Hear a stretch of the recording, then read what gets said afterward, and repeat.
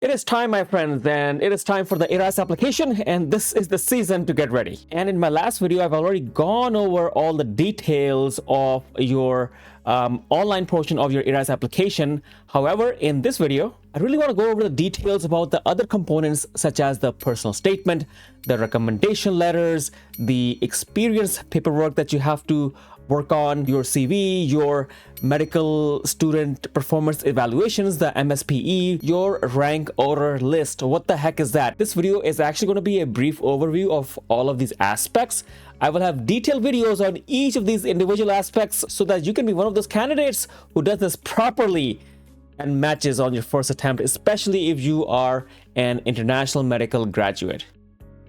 The first thing is going to be your CV, your curriculum vitae. So for your residency CV, you need to provide a detailed account of your educational background, including your medical school, your publication, any additional trainings that you have completed. Don't just list them. I want you to highlight your roles, your responsibilities, your accomplishments, and what have you actually learned from that experience, and give a much more clearer picture of your capabilities.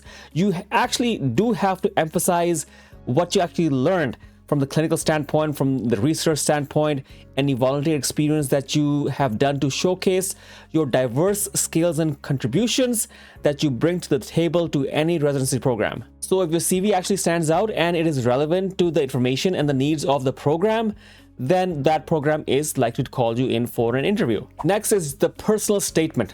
Now, a residency personal statement is an opportunity for you to tell your own unique story and to explain why you are pursuing this residency in this specialty and why are you applying to this program in general. So this has to be very meticulously done. If you are applying to multiple specialties, you need to have different personal statements for each specialty. And for that matter, if you are applying to community-based programs, I believe you should have a personal statement directed towards community-based programs. And if you are applying separately for research and university programs, I think you should tailor your personal statement specifically for those type of programs. So you can have many personal statements, but you can only assign one personal statement to each program. So this is some flexibility that you are being provided. So make use of it. If it is a community-based program, make sure you highlight your excellent clinical skills, bedside manners, and everything else. So make sure that you are doing this properly. And of course, don't mix up your personal statements. Make sure that the right personal statement is going for the right set of programs. All right, so some basics for personal statements. So a personal statement is supposed to be not more than 28,000 characters. Now that includes letters, numbers, spaces, and punctuation. I believe that ends up to be around 1.5 pages, not more than long. And I do recommend people to start writing their personal statement early because, writing personal statements, it is hard because you do have a lot to talk about. And the fact of the matter is that what you think appeals to you may not be appealing to other people. And you need to give yourself ample time to actually show your personal statement or your multiple personal statements to at least 3 to 5 other people so that they can review it. They can review it for punctuation, grammar, readability, as well as whether that personal statement is actually connecting with the reader. Now that has to be very important. And a lot of times people who are especially foreigners find it difficult. So make sure you write this early enough so you are able to share it with other individuals who are already in their residency, have already gone through this process. And if you are a foreign medical graduate, I do recommend that you show it to somebody who is good in English comprehension. That will be fairly important. I want you to start with a strong hook to draw in the individual who is reading, something that is spectacular in the very first sentence. Make sure that your story clearly conveys what motivates you and leaves them actually feeling inspired to support you in the next phase of your journey as a doctor. So make sure that your story actually resonates and it does create a human connection with the reader. See if the reader can put themselves in your place and they can be empathetic towards you. And I think that is a sure shot way of getting an interview invite. Next is experiences. To improve your chances of matching, I think you should take advantage of this newly updated ERAS experience section. And now you can include up to 10 experiences. You can categorize them to your preference. Plus, you also have the opportunity to actually highlight up to 3 experiences as your most meaningful experiences. So all of this ends up giving programs a deeper insight into your journey as a medical professional. And actually the segment on the special impactful experiences lets you actually share any significant obstacles that you have encountered in your life so far, in your medical school path, or for foreign graduates, your journey towards the US with possibly limited finances and how you were able to overcome all of these hurdles. So make sure that you highlight yourself and make yourself sound somebody who is really human and somebody with whom people can relate with. So when they connect with you, they will connect with you and get you an interview invite. Try to focus on specific skills and qualities like perseverance, leadership, collaboration. Use and provide examples that actually quantify your achievements and highlight your contributions. So doing this properly will provide residency programs with a much more clearer picture of your complete potential. Then moving on to recommendation letters.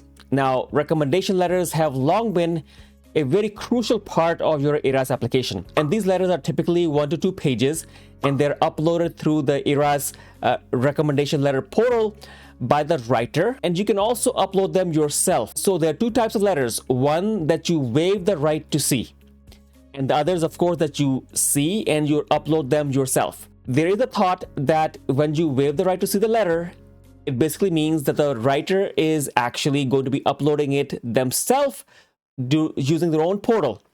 Now, that actually tells the program that, hey, this is a letter that was waived and the candidate did not see that letter. It possibly means that this letter is surely genuine. So this definitely has more weight to it. And especially if that recommendation letter is a strong recommendation letter, meaning that it speaks really highly about you, the candidate, then that does carry a lot more weight than a letter that you actually uploaded yourself from a writer. So I would want to give you a little bit of tip over here. Your aim should be to aim for a diverse set of references who can speak about different aspects. For example, your clinical abilities, your research aptitude, your personal attributes. So consider providing them with a packet of information about your achievements, your goals, and the specific type of program that you're applying to, so that they can even work on a letter in the spirit of how you want the letter to be. And along with your personal statement, recommendation letters are an essential and a very important part of any application. Next is the medical school performance evaluation, the MSPE. And this has sometimes been referred to as the Dean's Letter. And it is a comprehensive and an objective evaluation of your performance during your medical school. So US medical schools know this clearly. Many a times, foreign medical schools may have issues. However, most schools are already on board and they know this is a requirement if their graduates are going to the US and applying for residency.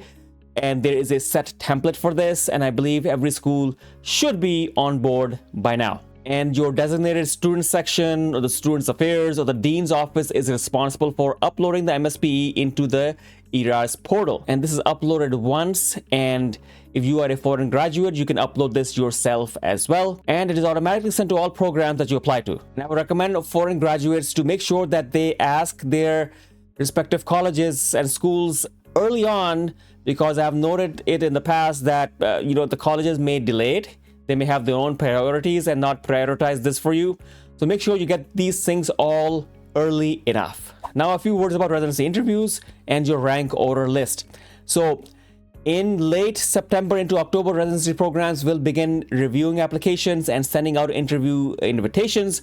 And ERAS programs have the flexibility to use various methods like the ERAS interview scheduler, maybe even telephone or email to schedule these interviews. So it is important to check your email and your My ERAS message center for any interview related updates. Now, interviews scheduled outside of ERAS system won't appear in the My ERAS portal, of course. So keep all of these channels open and accessible to yourself. And of course, my channel does have loads of videos on interview preparation with sample answers. So you can check that out in the description of this video. Anyways, I'm Dr. Amar Khan. Hopefully this was helpful. Thank you so much. You need some more help looking to connect, then I will have links in the description. And you can probably find my 25 questions and answers, a PDF. Gives you the questions and the answers, and you can practice on your own. You need further help, you can check the link in the description as well. Possible sessions with small groups as well as possibly one-to-one. And if you want to become a member of my channel on YouTube, and we will be having live interview preparation sessions as well, consider becoming a member there as well. And of course, we'll chat over on Facebook as well. I will have all the links for all of my social handles in the description. Hopefully it helps. Thank you.